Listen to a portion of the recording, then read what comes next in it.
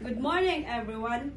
Welcome and witness our role-play presentation entitled Group Work Pero May Scam.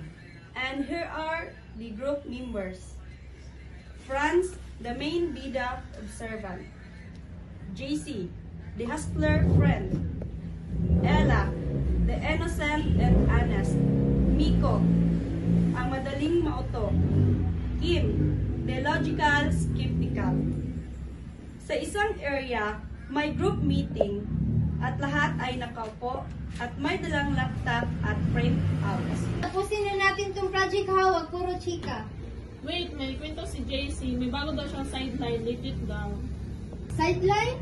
Mukhang nasa na naman yan ah. Di ito scam ha. Promise, legit to. May kakilala akong nag-invest 500 pesos lang. Pagbalik, 10K agad. Hala, parang too good to be true naman. Baka ma-deceive tayo niyan.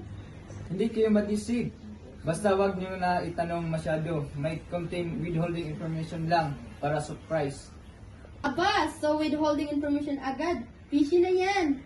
Tsaka ba't ang high pressure mo? Ang pusi mo pa kausap. Parang hard shell cells mo.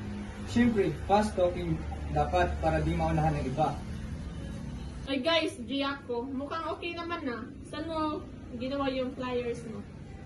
Ay, naku Miko, baka naman mag-misuse na naman yan ng floater assets sa school para mag-print ng fake flyers. Legit ba to o con lang? Oo nga, baka con lang ito ah. Hindi ako hindi ako nag-defraud. Konting exaggerate lang sa kita pero legit. Ay nako, GC, puro ka na lang hassle as scam. Mag-focus ka na lang sa project natin bago tayo bumagsak. Lesson learned. Mag-research bago sumali sa kung anong scam. Huwag magpauto sa mga madaming fast-talking na posi.